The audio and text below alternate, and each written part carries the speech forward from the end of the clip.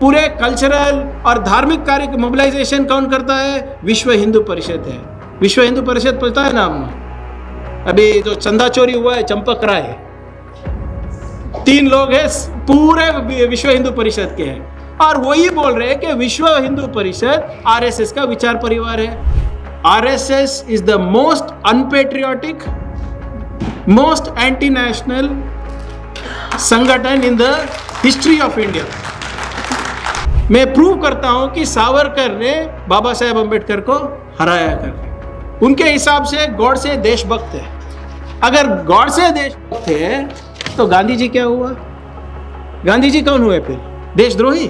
जो देशभक्त है वो जंग को गए, जो देशद्रोही है वो संघ को गए। यहाँ पे बैठे हुए तमाम साथियाँ, मैं क्षमा चाहता हूँ, मेरी हिंदी उतनी तेज़ नहीं है, तो थोड़ी बहुत अंग्रेज़ी भी निकल जाती है, तो थोड़ा स्लो रहेगा मेरा भाषण। पहले तो मैं तहे दिल से शुक्रिया अदा करना चाहता हूँ समाजवादी समाज का, जो समागम का, कि आपने मुझे इस काबिल समझा कि आप मुझे यहाँ पर न्योता देके ये जो बहुत बड़ी हमारे समाज में फैल रहा है आरएसएस, उसके बारे में बात करने के लिए। आरएसएस को वर्तमान में समझना है तो थोड़ा बहुत उसके अतीत को जाना पड़ेगा। राष्ट्रीय स्वयंसेवक संघ डॉक्टर केशव बलिराम हेगडेवार जी ने सितंबर 27, 1925 नागपुर में स्थापित किया।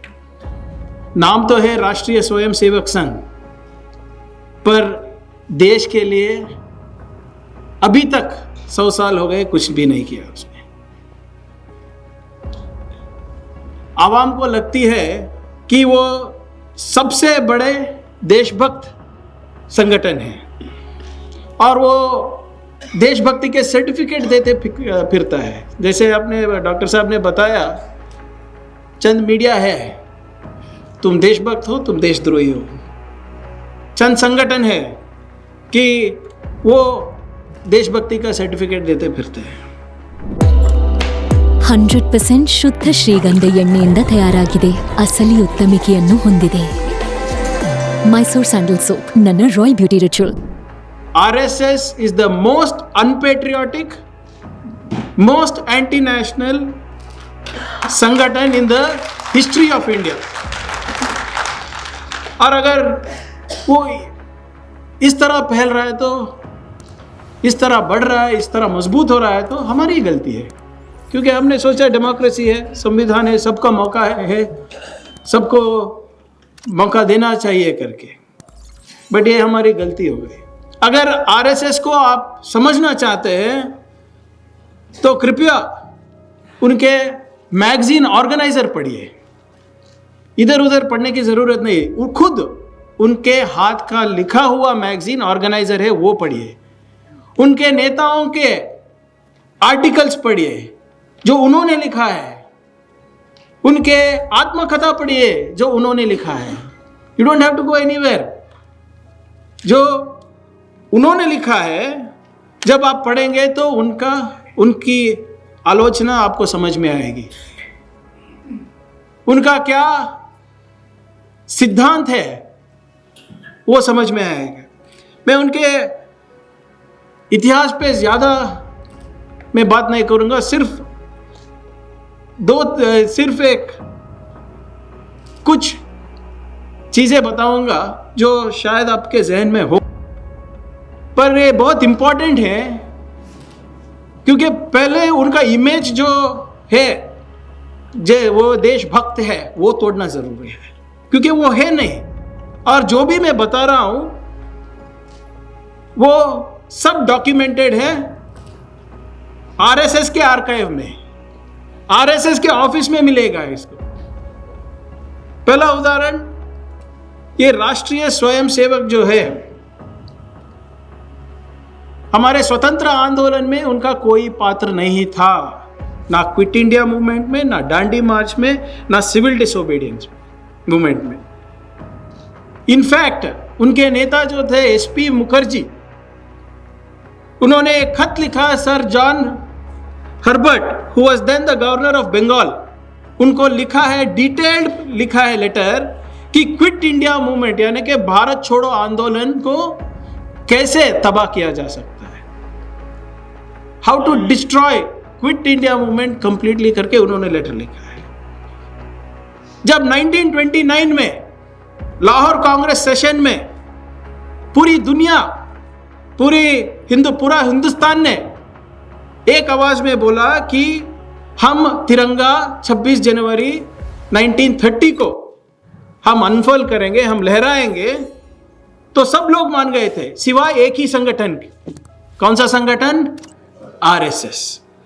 आरएसएस के डॉक्टर हेडगेवार ने एक आदेश इशू करते हैं कि हम जनवरी 26 को तिरंगा नहीं लहराएंगे, हम जनवरी 21 को लहराएंगे और हर आरएसएस शाखा में लहराएंगे। कौन सा झंडा लहराएंगे? राष्ट्रीय ध्वज अर्थात भागवत ध्वजा, तिरंगा नहीं, तिरंगा नहीं, उनका ध्वज, भागवत ध्वज, आरएसएस का ध्वज। और वो ये ऑफिशियल ऑर्डर अगर आपको पढ़ना है तो हेगड़ेवार के एक बुक है जो पब्लिश हुआ है, पत्र रूप व्यक्ति दर्शन, डॉक्टर हेडगेवार, उनका ही पब्लिकेशन ने किया है, ये सब मेरी बातें नहीं है। और जब 1947 को हमको स्वतंत्रता मिली तो ये आरएसएस आउटराइटली हमारे तिरंगा को रिजेक्ट करती है, आउटराइटली हमारे तिरंगा को रिजेक्ट करती है। उनके मैगजीन ऑर्गेनाइजर में अगस्त 14, 1947 एक आर्टिकल आता है तिरंगा के बारे में। क्या बोलते हैं उसमें? The people who have come to power by the kick of fate may give in your hands the tricolor, but it will never be respected and owned by us. Us कौन है इधर? RSS. The word three in itself, an evil and a flag having three colors, will certainly produce a very bad psychological effect and is injurious to a country. क्या बोल रहे इधर? तिरंगा को ना हम मान देंगे, सम्मान देंगे, और ऐसे तिरंगा हमारे देश के लिए हानिकारक है। It is there in organiser magazine. 52 years RSS के हेडक्वार्टर्स में तिरंगा नहीं लहराया, ना नागपुर में लहराया, ना झंडे वाले में लहराया। 52 इयर्स। जब 2002 में कोर्ट का ऑर्डर आया तभी लहराया था। 50 साल लगे उनको तिरंगा लहराने में, क्यों नहीं लहराए? वो सिर्फ तिरंगा नहीं, हमारे संविधान को भी नहीं मानते। इधर ही दिल्ली में एक नहीं, दो नहीं, 10 नहीं, 150 बार रामलीला मैदान में प्रोटेस्ट किए हैं। जब बाबा साहेब अंबेडकर, जवाहरलाल नेहरू जी हमारे कॉन्स्टिट्यूएंट असेंबली में संविधान के बारे में जब डिबेट हो रहा था, लोकार्पण हो रहा था, तो इसी आरएसएस वालों ने 150 बार रामलीला मैदान में प्रोटेस्ट करके हमको संविधान नहीं चाहिए, हमारा संविधान मनुस्मृति ही रहना चाहिए करके बोले। ये इतिहास है उनका। तो जो आदमी, जो संगठन तिरंगा को रिस्पेक्ट नहीं करता, जो संगठन संविधान को रिस्पेक्ट नहीं करता, वो आपको क्या करेगा? आपको ताजुब होगा सुन के। गणतंत्र दिवस और स्वतंत्र दिवस पे ये लोग ब्लैक डेज मनाते थे। It's all available in Nagpur.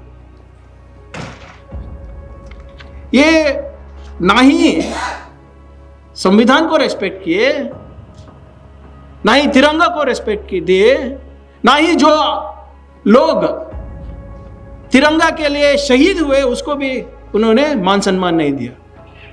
अभी भगत सिंह जी का फोटो लेके हर जगह घूम रहे ये लोग। पर जब भगत सिंह शहीद हुए थे तो क्या लिखा था उन्होंने कि ऐसे शहीद होना ठीक नहीं है। It is a mark of failure because you have not completed your job. Arrest होना ये फ्रीडम फाइटर्स का लक्षण नहीं है करके वो लिखे थे। अभी सुभाष चंद्र बोस जी को बहुत मान सम्मान देते हैं। अभी आते वक्त मैं और शरद जब आते वक्त कर्तव्य मार्ग से गुजर रहे थे,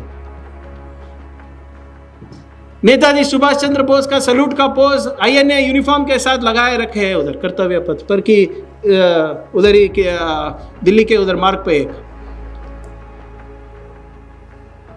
जब बंगाल इलेक्शन आया तो बोस साहब के बारे में बहुत अच्छा बात की मोदी जी ने, बट जब आजादी के लिए इंडियन नेशनल आर्मी खड़ा कर रहे थे बोस साहब, तो इनके लीडर सावरकर क्या कर रहे थे पता है आपको?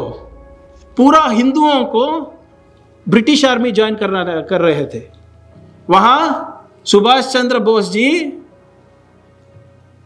इंडियन नेशनल आर्मी के लिए जवान ढूंढ रहे थे, आर्मी मजबूत करने के लिए ब्रिटिश के खिलाफ।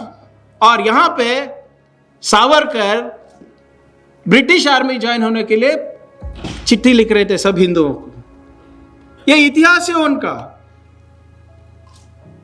ये लोग आरएसएस और हिंदू महासभा गांधी जी को मार दें, उनके हिसाब से गॉड से देशभक्त है। अगर गॉड से देशभक्त है तो गांधी जी क्या हुआ? गांधी जी कौन हुए फिर? देशद्रोही। उनका फोटो नोट पे क्यों छापते हैं? फिर कैबिनेट में जब डिस्कशन होता है तो पीछे गोडसे का फोटो नहीं है, सावरकर जी का फोटो नहीं है, गांधी जी का फोटो है ना कैबिनेट में, सेंट्रल कैबिनेट में। जब गांधी जी की हत्या हुई तो आरएसएस ने सबका मुंह मीठा भी कराया और तिरंगा पे भी अपने पैर जमाए। They trampled on the national flag. This is recorded. And everybody agrees कि हिंदुत्व का पितामह कौन है? सावरकर, वीडी सावरकर। और it is a fact that Savarkar ji के वजह से हिंदू महासभा और RSS was in alliance with Muslim League in 1941 in more than 21 provinces. Hindu Mahasabha, which was backed by RSS, ran governments with Muslim League at a time when everybody was banned. All political parties were banned. निषेध था सब political parties पे सिवाय दो, मुस्लिम league और हिंदू महासभा। क्यों ban नहीं हुए थे? क्योंकि ये सब लोग ब्रिटिश के चमचे थे। बाबा साहेब अंबेडकर तभी बोले थे, मुझको ताजुब हो रहा है कि सावरकर जी ऐसे कर रहे हैं। मुस्लिम लीग और हिंदू महासभा का आइडियोलॉजी बहुत सिमिलर लग रहा है मुझे करके बाबा साहेब अंबेडकर बोले। There is lot of similarity. और वो आरएसएस वाले बाबा साहेब अंबेडकर को भी नहीं छोड़े थे। मैं दावे के साथ कह सकता हूं कि जब बाबा साहेब अंबेडकर चुनाव लड़ रहे थे तो उनको क्या बताया आरएसएस वाले ने? वो कौन बड़ा 30 मार्क नहीं है, वो एक लिलीपुट है। दे एड्रेस बाबा साहेब अंबेडकर एज लिलीपुट। ऐसे ही बात हुई थी। बी.आर. पाटिल साहब उस दिन असेंबली में थे कि नहीं? हमारे विरोध पक्ष के नायक बोल रहे थे कि कांग्रेस ने बाबा साहेब को हराया। तब मैं उठ के बोला उनको, हमारे विरोध पक्ष लीडर को, कि सावरकर जी ने हराया। तो उन्होंने बोला अगर यह बात है तो मैं इस्तीफा देता हूं। मैं बोला 10 मिनट दो मुझे, मैं प्रूव करता हूं कि सावरकर ने बाबा साहेब अंबेडकर को हराया करके। 10 मिनट में। वो तो मेरे फोन पे था, एक प्रिंट आउट लेकर आया। कौन सा? एक खत था मेरे पास। जनवरी 18, 1952 डॉक्टर बाबा साहेब अंबेडकर कमलकांत को, अपने दोस्त को लिखते हैं कि मुझे इंफॉर्मेशन पक्का मिला है कि सावरकर का हाथ है मेरे इलेक्शन के हार में करके। तो वो मैंने दिखाया। तो पूरा हाउस ये सब प्रियंका आर्टिफिशियल इंटेलिजेंस यूज कर रहा है करके बोले, फोटो एडिटिंग है करके बोले, हाउस अर्जन करा दिया। आप ये पता कीजिए कि वीर सावरकर को वीर का टाइटल कौन दिया। उससे पहले यही सावरकर जी ने क्या बताया था बाबा साहेब अम्बेडकर के बारे में, जब बाबा साहेब अम्बेडकर बौद्ध धर्म स्वीकार कर रहे थे, 5 लाख लोग इकट्ठे होके धम्म दीक्षा लिए, तब केसरी केसरी मैगजीन में सावरकर जी एक आर्टिकल लिखते हैं बाबा साहेब अम्बेडकर के बारे में, क्या करके कि बाबा साहेब अम्बेडकर सोचते हैं कि अगर वो एक कुछ लाख लोगों के साथ बौद्ध धर्म स्वीकार करने से हिंदू समाज को फर्क पड़ेगा तो ये कुछ नहीं होगा। भगवान बुद्ध को हमने नहीं छोड़ा तो डॉक्टर BR अम्बेडकर किस शाख का पत्ता है करके बोलते हैं। This is what this is all recorded. समग्र सावरकर राइटिंग्स वॉल्यूम 9 मराठी में देख लीजिए। पेज नंबर भूल गया वरना वो भी बोल देता मैं। यही सावरकर को वीर बना दिया। ये इनका एक टैक्टिक है। 100 बार एक ही झूठ बोलने से लोग सच समझने लगते हैं। यहां पे कितने लोग जानते हैं कि वीर का जो टाइटल मिला है सावरकर जी को, वो खुद लोगों ने नहीं दिया, खुद समर्पण है, आत्मनिर्भर हो गए वो। नेताजी बोस को नेताजी सुभाष चंद्र बोस टाइटल किसने दिया पता है, गांधी जी को महात्मा कौन बुलाया पता है, बट वीर सावरकर को वीर कौन बुलाया, खुद उसने बुलाया। कोई उसको टाइटल नहीं मिला उनको। और ये बात बोलते हैं कि बहुत बड़ा फ्रीडम फाइटर था, आरएसएस देशभक्ति का क्या है वो इंस्पिरेशन है, जो भी स्फूर्ति मिलती है उनसे मिलती है। अरे भाई काला पानी में सजा हुआ, आप एक ही को हुआ था क्या? 33 years द सेल्युलर जेल काला पानी वॉज फंक्शनल। उसमें कितने थे? 698 सेल्स।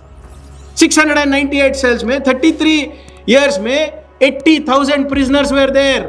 80,000 प्रिजनर्स। माफीनामा कितने लोग लिखे? एक 8-10 लोग लिखे। उसमें से सबसे ज्यादा किसने लिखे? वीर सावरकर और उनका भाई। I think it's a family problem. 6 बार खुद लिखे, 1 बार अपने बीवी से लिखा है, उनके धर्मपत्नी से लिखा है। तो मेरा यही पूछना है कि तुम देशभक्त हो तो तुम माफीनामा क्यों लिखे? भगत सिंह लिखे थे क्या माफीनामा? उधम सिंह लिखे माफीनामा? तुम क्यों लिखे? 6 बार, 1 बार अपने 7 बार, 1 बार अपनी धर्मपत्नी को भी लिखवा दिए। और आपको और भी ताजुब होगा सुन के, मुझे पता नहीं कितने लोगों को पता है यहां, Savarkar would take pension from British.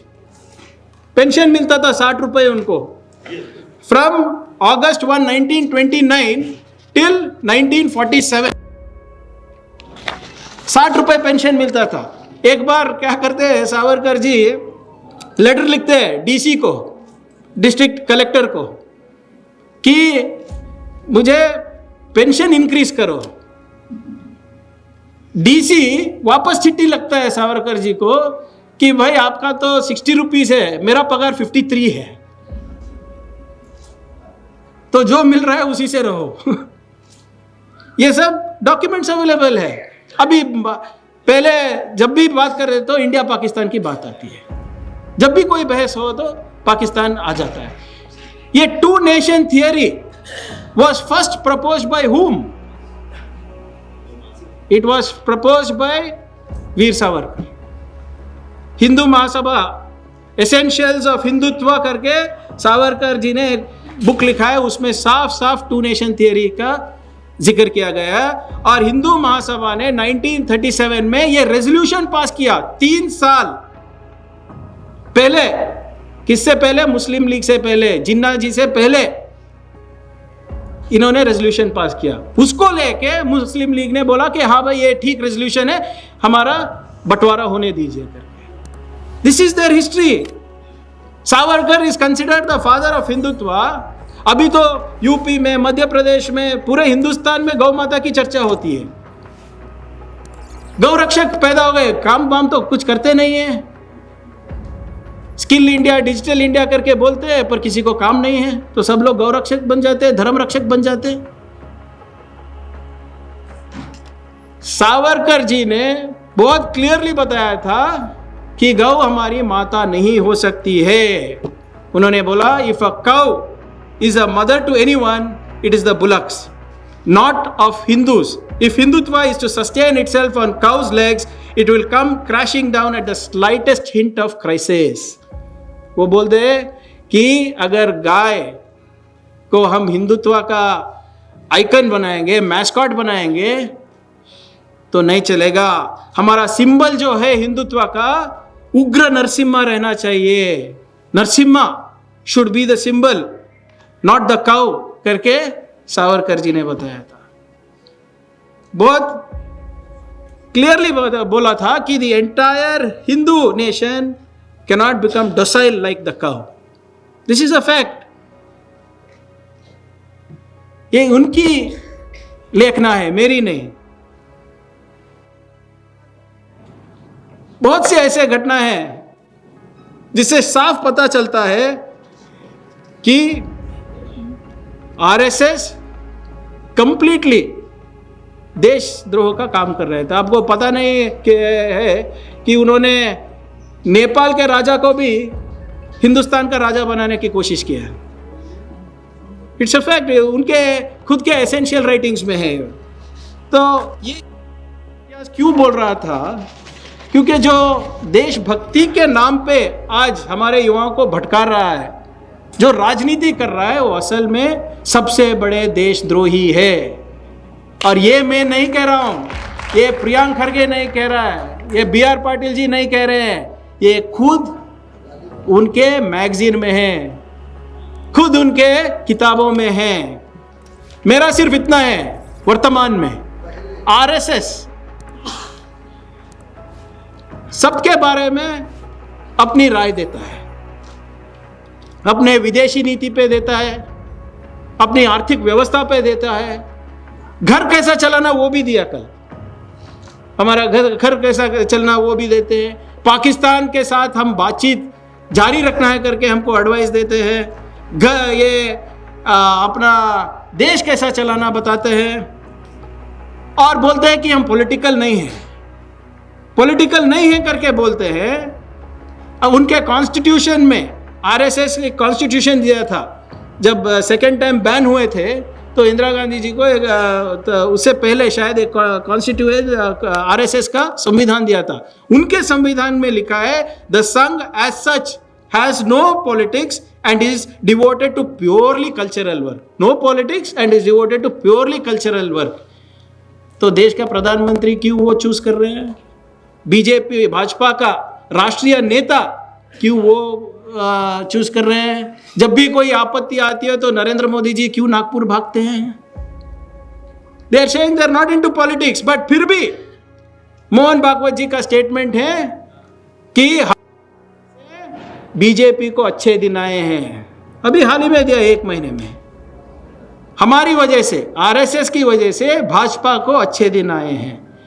और जैसे बल जी बता रहे थे, I should congratulate Caravan magazine sir as well as you on behalf of everybody and personally I think what you have done is a phenomenal job. इनका एक विचार परिवार है, खुद कुछ नहीं करते, आपसे करवाते हैं। एक विचार परिवार है और इस विचार परिवार में हजारों संगठन हैं। और ये जाके बीजेपी का ऑफिशियल प्रेस रिलीज देखिए या ऑफिशियल सोशल मीडिया हैंडल्स देखिए। जब आरएसएस के 100 साल हुए तो आरएसएस के संगठन यानी उनके विचार परिवार का पूरा डिटेल्स दिए थे। पॉलिटिक्स में कौन है? भारतीय जनता पार्टी है। मीडिया आउटरीच में कौन है? ऑर्गेनाइजर और पंचजन्या है। किसानों के बीच कौन है? भारतीय किसान संघ है। कार्मिकों के यानी लेबर के बीच कौन है? भारतीय मजदूर संघ है। वर्ल्ड वाइड आउटरीच जिसने बल साहब अभी बात किया, उनके लिए कौन है? हिंदू स्वयं सेवक संघ है।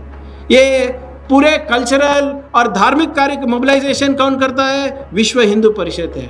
विश्व हिंदू परिषद पता है ना आपको? अभी जो चंदा चोरी हुआ है चंपक राय, 3 लोग हैं पूरे विश्व हिंदू परिषद के हैं, और वही बोल रहे हैं कि विश्व हिंदू परिषद आरएसएस का विचार परिवार है। स्थापन कौन किया? आरएसएस। क्यों? गोवलकर जी ने किया है। वीएचपी का फाउंडर इस गोवलकर जी। तो हमको कैसा पता कि राम मंदिर में उनका हाथ नहीं है? कितना पैसा गया, कितना ईंट है, वो क्या बोलते हैं उसको, सोने की ईंट दिए थे, कहाँ है? मोस्टली बलसा झंडे वाला में रहेगा, थोड़ा ढूंढिए मिलेगा शायद। तो उनका रिलीजियस कल्चरल मोबिलाइजेशन वीएचपी करता है। उनका legal, we have some of my young law friends here, Akhil Bharatiya Adhivakta परिषद करता है। परिसर का जो भी इशू आता है तो पर्यावरण संस्करण गतिविधि करता है। आरोग्य के लिए, स्वस्थ के लिए और विज्ञान के लिए आरोग्य भारती है, नेशनल मेडिकल ऑर्गेनाइजेशन है, विज्ञान भारती है। आर्थिक व्यवस्था और सामाजिक व्यवस्था के लिए स्वदेशी जागरण मंच है, सहकार भारती है, लघु उद्योग भारती है। जो कंज्यूमर्स है उनके लिए अखिल भारतीय ग्राहक पंचायत है। जब भी कोई आपत्ति आती है कम्युनिटी सर्विस के लिए सेवा भारती है। एजुकेशन के लिए विद्या भारती और एकल विद्यालय है। शिक्षा संस्कृति उत्थान न्यास है। टीचर्स और स्टूडेंट्स के लिए भी, विद्यार्थियों के लिए भी अखिल भारतीय विद्या परिषद, अखिल भारतीय राष्ट्रीय शिक्षा संघ है। महिलाओं के लिए राष्ट्रीय सेविका समिति, यूथ कैरेक्टर बिल्डिंग के लिए विवेकानंद केंद्र है। हमारे आदिवासियों भाई लोगों के लिए अखिल भारतीय वनवासी कल्याण आश्रम है। सो मेरा यही कहना है कि इतना बड़ा परिवार है आपका भाई, थोड़ा तो रजिस्टर कर लो, पता करेंगे कि कौन क्या क्या कर रहा है करके। जब इतने परिवार के मेंबर्स हैं, सब लोग अकाउंटेबल रहना चाहिए ना, कि आपको पैसे कहाँ से आ रहे हैं, कौन दे रहा है आपको पैसा। आप इतने संगठन चलाते हैं, आपका खुद का एनजीओज रहेगा, ट्रस्ट रहेगा, फैमिली ट्रस्ट रहेगा, आप सब लोग रजिस्टर करते हैं ना। रजिस्टर करके जो पैसा आपको आता है वो बोलते हैं। अभी हमारे यहाँ दक्षिण भारत में जब भी गणेश उत्सव रहता है तो हर गली में एक गणेश पंडाल लगता है। जब गणेश पंडाल लगता है तो बच्चे आते हैं, ये 15 साल के, 16 साल के, सर एक थोड़ा डोनेशन दीजिए। वो भी एक पर्ची दे के जाते हैं। 20 रुपए दो तो भी एक पर्ची काट के देते हैं, 100 रुपए दो तो भी एक पर्ची काट के देते हैं। वो हालांकि आईटी को नहीं देते, बट एटलीस्ट अकाउंटेबिलिटी तुमको देते हैं ना। बट इनका अकाउंटेबिलिटी कहाँ है? वो बोलते हैं कि ये गुरु दक्षिणा है, हमको लिफाफे में बंद मिलता है, कौन कितना दे रहा है पता नहीं चलता है, गुरु दक्षिणा है। तो आप भी गुरु दक्षिणा ले सकते हैं ना। गुरु दक्षिणा क्या है? उनका गुरु कौन है? ध्वज, भगवा ध्वज। तो गुरु के नाम पे, ध्वज के नाम पे क्या मैं पैसे ले सकता हूं? आप जिक्र कर रहे थे डीएसएस का सब, तो डीएसएस बाबा साहेब अम्बेडकर के नक्शे कदम पर चल रहे हैं। तो नीली ध्वज मैं अपना गुरु मान के क्या मैं आपसे पैसे चंदा इकट्ठा कर सकता हूं? कल नेक्स्ट डे ही हमको आईटीईटी का नोटिस मिलेगा। तो मैं ये कह रहा हूं कि ये जो आप कर रहे हो भाई, दक्षिणा मिल रहा है, ले लो, रजिस्ट्रेशन करके ले लो, हमको पता चले कि कौन दे रहा, कितना आ रहा है और वो कहां पर खर्च कर रहे हैं। और मैं ये बात क्यों बोल रहा हूं कि as per not home intelligence reports, उनके खुद के रिपोर्ट के तहत थ्रू आउट द कंट्री 88,000 शाखास चलाते हैं। 88,000 शाखास इन 55,000 locations, 5,000 location with crores of स्वयं सेवक, करोड़ों के तादाद में स्वयं सेवक है।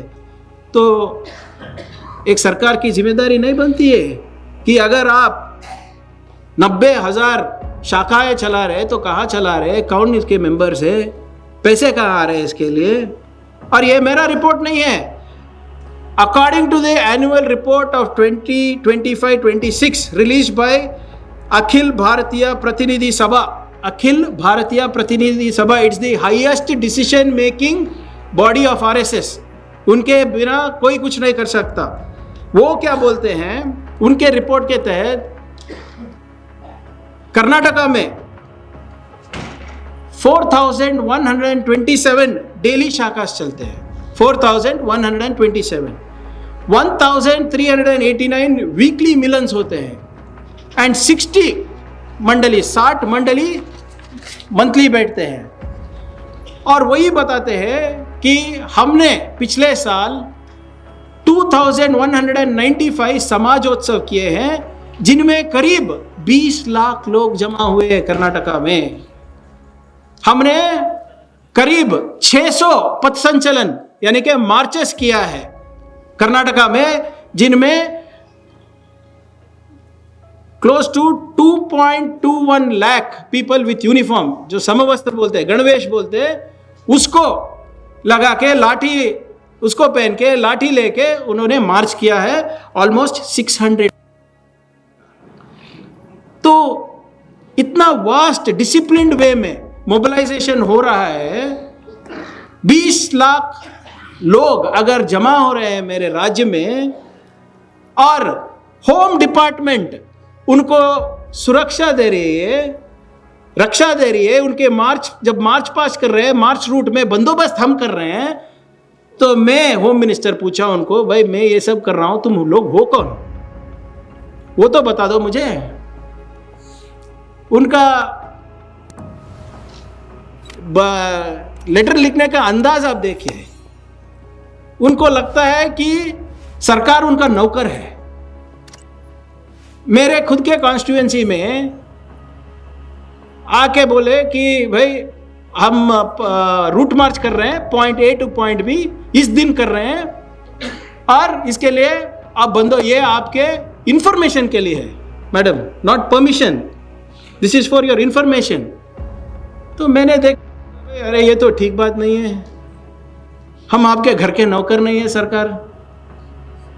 अगर आपको मार्च करना है तो मैं अलाउ करूंगा, परमिशन मांगो, मैं सोचूंगा अगर उस दिन कर सकते नहीं कर सकते, कि उस दिन दूसरा कोई कार्यक्रम है क्या पब्लिक का, there should be no public inconvenience, there should be no law and order issue.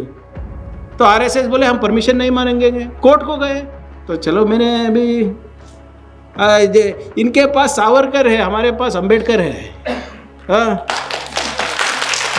तो हमने चलो भाई देखेंगे क्या होता है। जो मार्च, जो पथ संचलन 5000 लोगों के साथ होना था, 3 महीने बाद मैंने कराया 300 लोगों के, और वो 300 लोग जो है, उनका नाम, पता, वो कहाँ से आ रहे, क्या कर रहे, वो सब लिखना था, और जिम्मेदारी लेने के लिए कोई रेडी नहीं था। बी.आर. पाटिल साहब को सब पता है, क्योंकि जब आप, अगर आपके घर पे शादी हो रही है तो आप रोड ब्लॉक कर रहे हैं खाना वाने के लिए, तो आपको जाके लोकल पुलिस स्टेशन में परमिशन लेना पड़ेगा ना, हमारे घर में शादी है, मैं इसके जिम्मेदार लेता हूँ, अगर कुछ हुआ तो 2-3 लोग जिम्मेदार लोग हैं, तो इनको जिम्मेदारी, इनको कुछ भी हो तो ये जिम्मेदार रहेंगे करके अब देना पड़ता है। ये बोले नहीं देंगे, अगर आप नहीं देंगे तो हम भी परमिशन नहीं देंगे बोला। तो after 3 months we got it done. Now मेरा इतना ही है कि आप डरते क्यों हैं जिम्मेदारी लेने से, अकाउंटेबिलिटी से डरते क्यों हैं।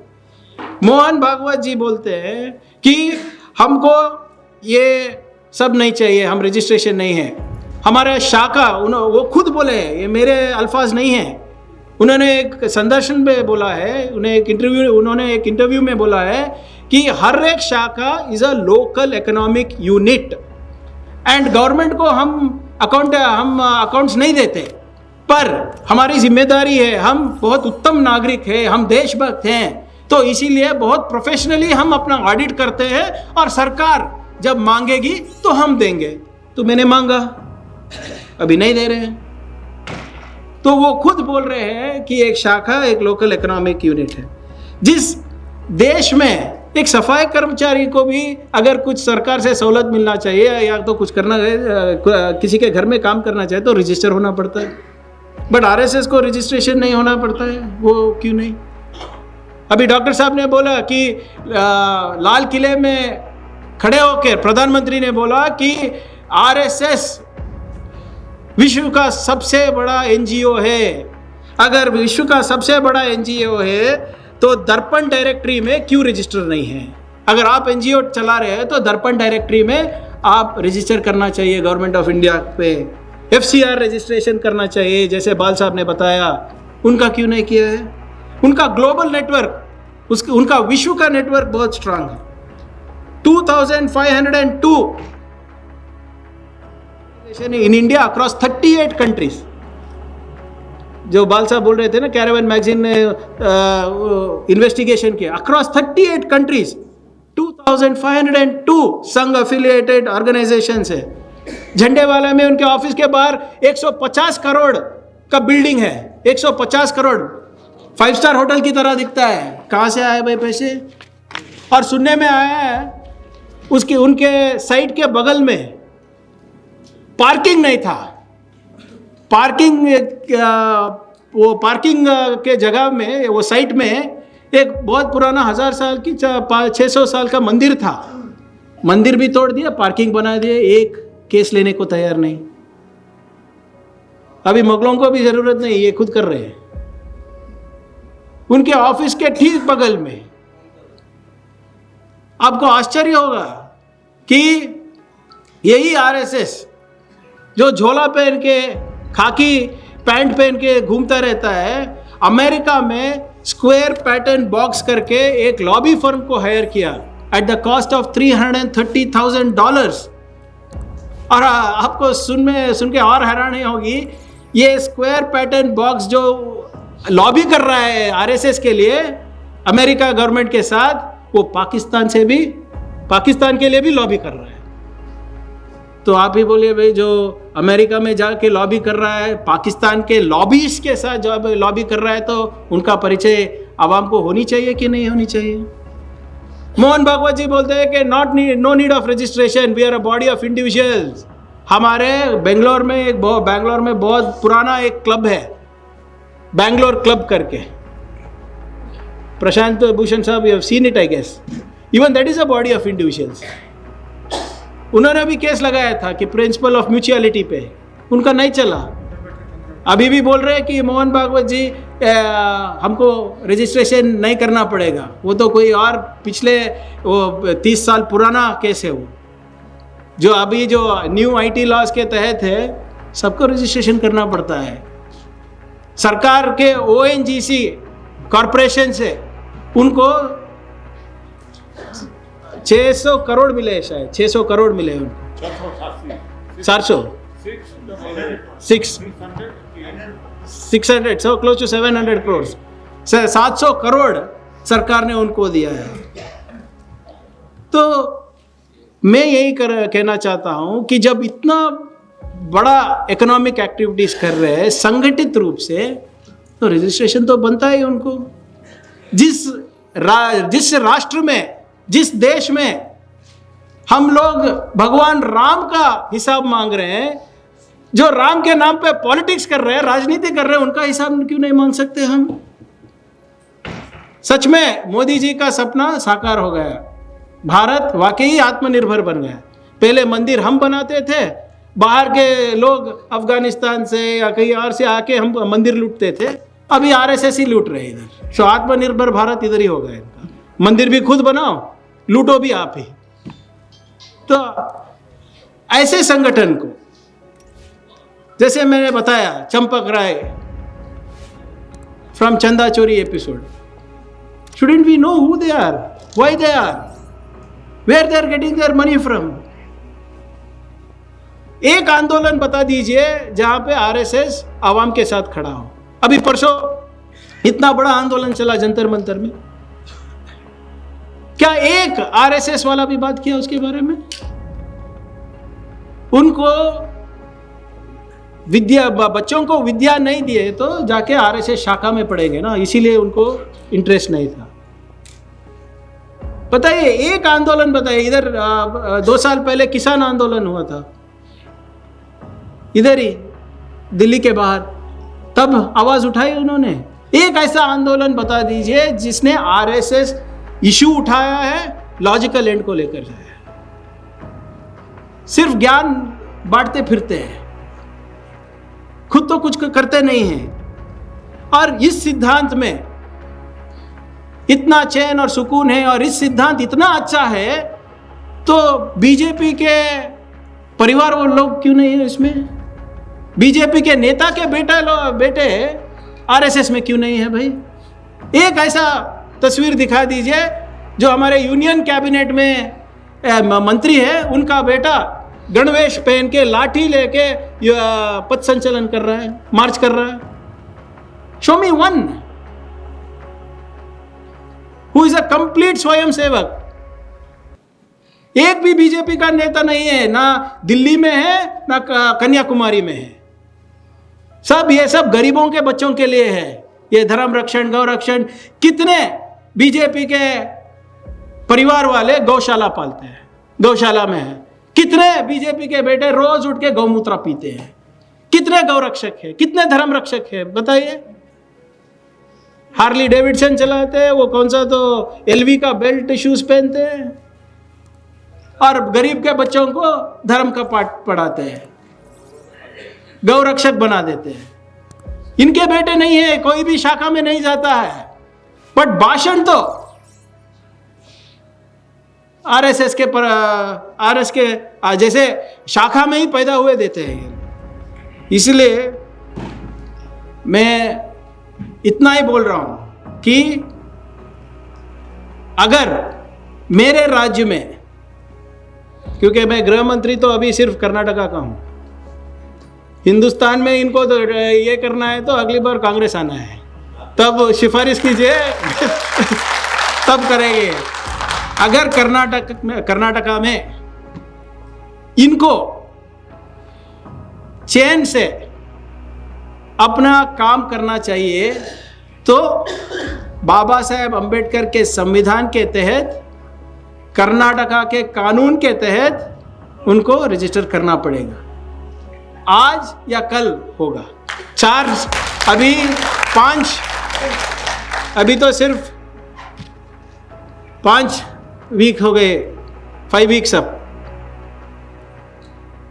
कि हमने एक लेटर लिखा था मोहन भागवत जी को। मुझे पता है वो उत्तर नहीं देंगे, क्योंकि उनके जहन में हो भाग जाना, जिम्मेदारी ना लेना। आज नहीं तो कल देना पड़ेगा, जैसे हर एक नागरिक देता है, देना पड़ेगा। कर्नाटका में अगर उनको काम करना है तो कानूनी तौर पे करना पड़ेगा। आप सब लोगों का आशीर्वाद रहेगा तो अगले 2-3 महीने में वो भी करा के दिखाऊंगा आपको। हाँ, हालांकि एक और चीज़ है कि हमेशा कोर्ट को दौड़ जाते हैं हम, वही थोड़ा मुश्किल है, बट उसका भी it is very very clear, the constitution is on my side, and if such organizations intend to function without any regulation in my government, in my state, I will not allow that. Yes, there might be some loopholes there might be some legal loopholes, we will set it right. मैं कौन हूँ? I am a legislator, MLA हूँ. My job is to legislate. If I don't have a legislation, I will bring one legislation. That is the beauty of our constitution. And we will ensure that they function within that thing. तो इसलिए ज़्यादा मैं बात नहीं करता हूँ, मैं सिर्फ यही बोलता हूँ कि ये आरएसएस जो संगठन है, अगर हमको हमारा संविधान बचाना है, हमारे जेन अल्फा को बचाना है, तो इसको हटाना पड़ेगा, कानूनी तौर पे हटाना पड़ेगा। अगर रहना है तो रहो, कानून के अंडर रहो भाई। हम आपके खिलाफ नहीं हैं, हमारा तुम्हारा आइडियोलॉजी सेपरेट रहेगा, फिलॉसफी सेपरेट रहेगा, but even an atheist has a place in the constitution of India. अभी जब आ रहे थे, मैं शरद जी को बता रहा था, हमारे एमएलए जो बेंगलोर से है, वो बड़ा पोस्टर देखा मैंने, 100 years of communism, of communist party of India. तो शरद जी को बताया था कि हमारा एक ही लोकतंत्र ऐसा है जहाँ पे सेक्युलर पार्टी भी डेमोक्रेटिकली वोटेड रहता है, कम्युनल पार्टी भी वोट लेके जीत सकता है, और कम्युनिस्ट पार्टी भी वोट लेके जीत सकता है। Nowhere else in the world So this beautiful constitution needs to be preserved. You have to ensure that RSS comes under it. You survive. वो क्यों बोलते हैं इतना मेस ठोक के बैन नहीं कर सकते क्योंकि वो रजिस्टर ही नहीं है, तो बैन क्या करेंगे? उतना अकल तो है मेरे में, आप रजिस्टर करो भाई, अगर आपने कुछ किया तो बैन करूंगा, पहले तो रजिस्टर हो जाओ। वो कानून के दायरे में ही नहीं आना चाहते हैं। तो इसलिए मेरी आखिरी बात आप समझ लीजिए, जो देशभक्त है वो जंग को गए, जो देशद्रोही है वो संघ को गए। ये बात रखते हुए मैं अपनी बात खत्म करता हूं और फिर से आप सब लोगों का शुक्रिया अदा करता हूं कि मुझे यहाँ आके अपनी बात रखने का मौका दिए। जय हिंद, जय कर्नाटक। ಮತ್ತಷ್ಟು ವಿಶೇಷ ವಿಡಿಯೋಗಳನ್ನು ನೋಡಲು ಮತ್ತು ಹೊಸ ವಿಡಿಯೋಗಳ ಬಗ್ಗೆ ತಿಳಿಯಲು ಈ ದಿನ .com ಯೂಟ್ಯೂಬ್ ಚಾನೆಲ್ ಸಬ್ಸ್ಕ್ರೈಬ್ ಮಾಡಿ ಮತ್ತು ಬೆಲ್ ಐಕಾನ್ ಕ್ಲಿಕ್ ಮಾಡಿ.